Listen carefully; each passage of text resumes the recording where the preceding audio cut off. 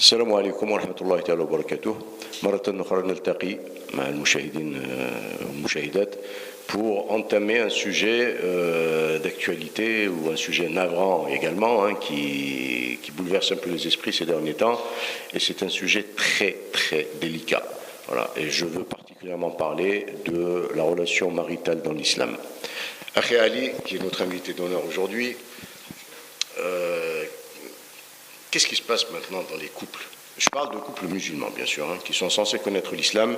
Qu'est-ce qui se passe réellement? On parle tellement de divorces, on voit tellement de couples s'éclater, s'exploser, des familles qui se dispersent, musulmanes, bien entendu, qui appartiennent à notre communauté, et particulièrement en France. C'est pas propre à la France, mais particulièrement à la France. Ici à Marseille, par exemple, on voit autour de nous également énormément de relations personnelles, d'individus qu'on connaît dans nos milieux, où on entend parler, ou quand on va au tribunal des affaires personnelles, il y a tellement de dossiers qui sont en attente. Alors qu'est-ce qui se passe de nos jours selon vous? Salam alaikum. Voilà, en fait, ce qui se passe, c'est que les gens en ce moment, particulièrement les femmes, veulent se marier uniquement pour dire que je suis marié. Contrairement, les hommes, c'est pareil aussi, plutôt. Les hommes aussi. Et on ne se marie pas pour dire que je suis marié ou je vis avec quelqu'un. Parce que le fait de se marier, c'est de fonder une famille, c'est d'avoir des enfants, c'est surtout avoir les 50% de la pratique religieuse dans l'islam, subhanallah. Et malheureusement, il y a toujours des problèmes, et on voit toujours les divorces, c'est courant, surtout dans notre communauté. Il y a aussi, comment dire,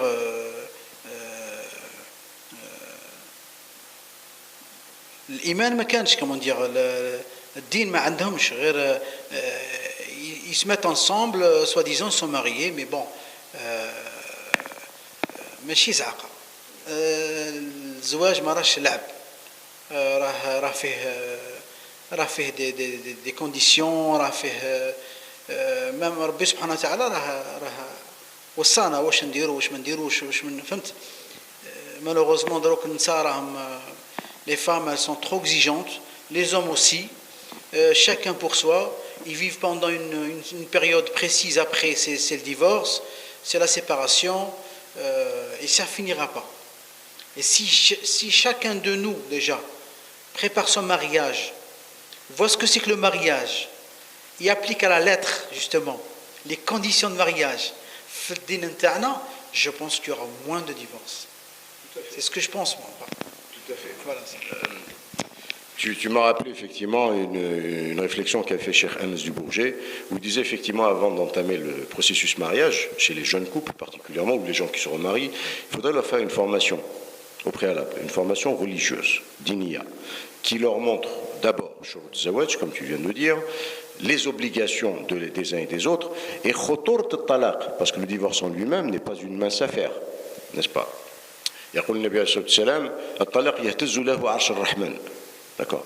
Alors, d'un côté, je suis tout à fait d'accord avec toi pour dire que les couples, on va dire les composants du couple, que ce soit hommes ou femmes, رجال ونساء, عندهم نظرة خاطئة على الزواج. المعيشة العائلية, الزواج, constituer une famille, إنشاء أسرة, ils ont une idée qui est tout à fait fausse.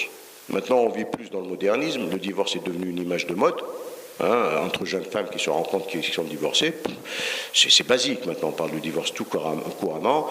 Alors, le problème, c'est qu'on n'est pas responsable pour savoir qu'il peut y avoir des couples qui divorcent, mais qu'il y a des enfants derrière aussi, n'est-ce pas? Les enfants du divorce constituent toujours un problème dans la société, même s'ils sont très bien cadrés, etc. Il y aura toujours un certain déséquilibre, ce qui est tout à fait normal. Donc, l'islam, fidatou, qu'est-ce qu'il recommande en la matière, notamment dans le comportement marital, conjugal, dans la relation mabin zawj zawja? Qu'est-ce que recommande l'islam, selon toi?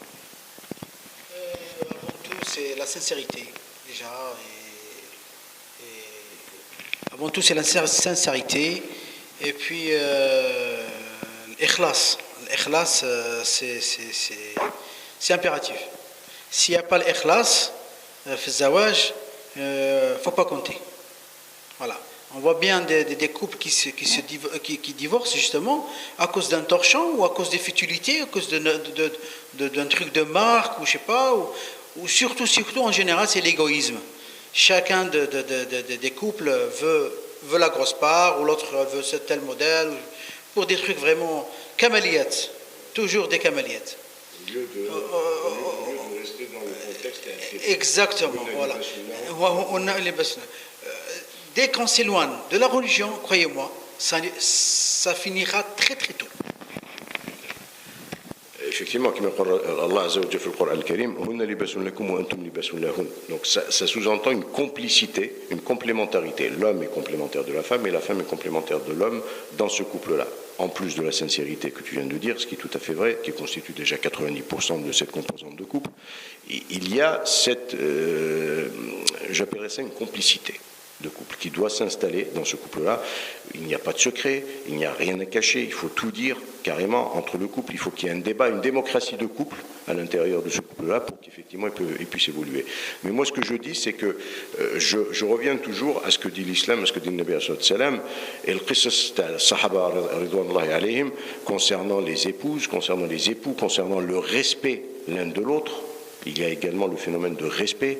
Okay, que la femme respecte son époux, que l'époux respecte également sa femme. من جهة النبي صلى الله عليه وسلم يقول لك لو كنت أمرا عبدا ليسجد لغير الله لأمرت المرأة أن تسجد لزوجها. من جهة أخرى الله عز وجل يقول لك الرجال قوامون على النساء بما أنفق بعضهم على بعض. Donc, Rajul a des droits et obligations, la femme a des droits et obligations. Dès lors où on décale de ce schéma qui est déjà tracé par l'islam, mais par le Coran et Sunna, par qui? Par ton créateur, le mien et le créateur de l'humanité dans son ensemble et de l'univers, qui lui a déjà mis les balises. Il a balisé ce problème-là, il a mis les garde-fous. Okay? Et maintenant, que le problème de talaq comprend avec beaucoup d'aisance. Nabi sallam, il était au seuil d'al-haram. Différemment du christianisme qui l'interdit totalement, l'islam a failli le faire si ce n'était des cas spécifiques. Voilà. Une chose aussi, Mustafa, si vous permettez, un conseil à toute la communauté musulmane, c'est que, كما نقولوا حنايا كما قالوا جدودنا ووالدينا العرس ماشي كل يوم. Le mariage, c'est pas tous les jours. Il faut savoir fermer les yeux, il faut savoir avaler la chose, il faut savoir laisser parler, être patient, sortir de temps en temps pour ne pas enchaîner le dialogue qui n'est pas intéressant, que ce soit la femme ou l'homme. C'est-à-dire si tous les deux commencent à comment dire que c'est moi ou c'est toi ou non c'est pas le fautif, donc qu'il cesse quoi. Voilà. Bien, je pense que également, au même titre que tous les autres sujets que nous sommes en train d'entamer durant cette inauguration de cette chaîne Dar al-Iman TV, les sujets sont très très vastes. Ils n'ont pas, c'est un puits, c'est un océan. Notamment ce sujet de relations de couple est un sujet très très vaste sur lequel certainement nous allons revenir très très très souvent. Avant de conclure, simplement, nous attendons vos réactions, donner de nouveaux points de vue. Ça enrichirait bien sûr les futurs débats sur la boîte mail radio.live@yahoo.fr radio.tv live@yahoo.fr. Voilà, nous restons à votre écoute et bien entendu, je vous dis et on vous dit, en collaboration avec Cheikh Ali qui est présent avec moi, à très très bientôt. Barakallahu fikum wa hafidhakumullah. Salam alaikum.